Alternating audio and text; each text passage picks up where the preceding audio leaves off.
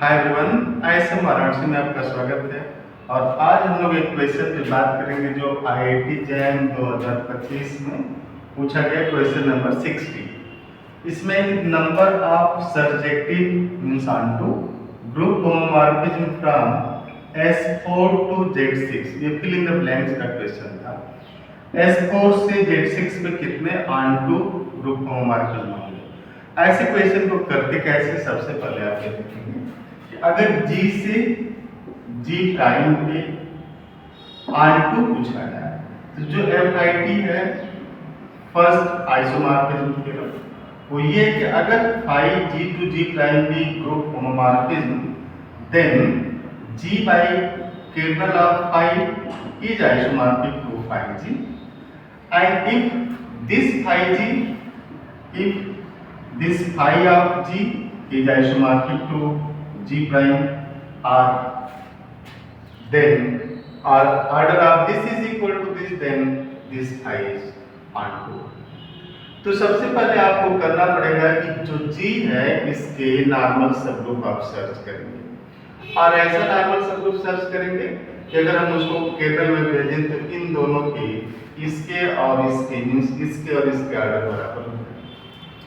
तो जैसे हम लोग S4 की बात करेंगे तो S4 के जो नॉर्मल सबग्रुप में आइडेंटिटी है पहला, दूसरा subgroup isomorphic to K4 subgroup, not K4 is not subgroup of S4, but there is a subgroup in S4 which is isomorphic to K4 and is normal in this S4. And next A4 group of all even permutations, means subset of all even permutations of this S4 which form group under permutation composition of map। ये इसके बाद जो है S4 खुद ही हो जाएगा ये। तो now there are this identity isomorphic to K4 A4 S4 which goes with some kernel of this map 5। अब आप इसको जब लेंगे Z6, ये Z6 ऑनटू होने के लिए Z6 को कवर करना चाहिए।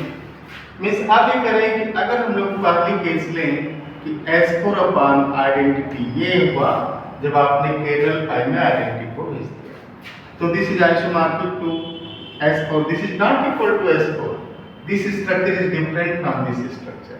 तो isomorphic to S4 and S4 has 24 element but this has only 6 element, there is no chance. Now second case S4 upon isomorphic to subgroup isomorphic to K4, अगर एक kernel मिल गया। Now order of S4 is 24, order of this K4 is 4, तो इसका जो order होगा ना that is 6।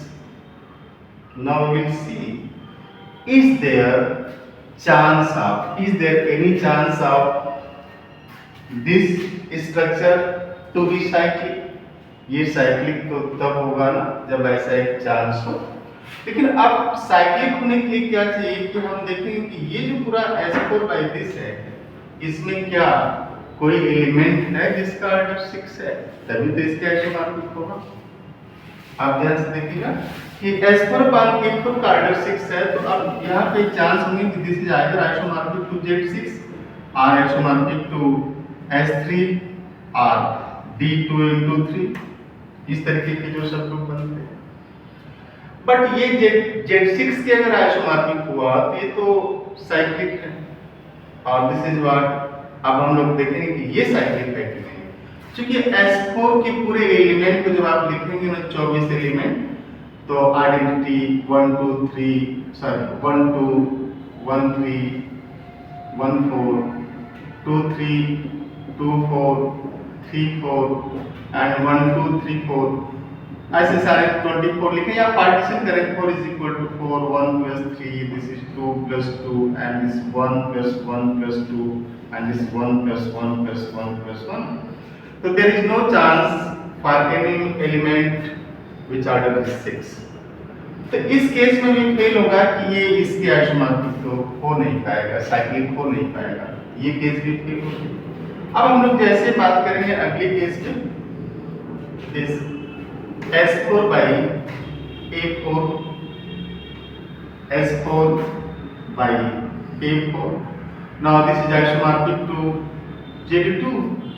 But onto होने के लिए जब तक कि पूरा कवर नहीं होगा तब तक तो ऑन्टो नहीं हो पाएगा, तो ये केस भी फेल हो जाएगी क्योंकि Z2 is never isomorphic to Z6 and last case is S4 isomorphic to this identity and identity is not isomorphic to this.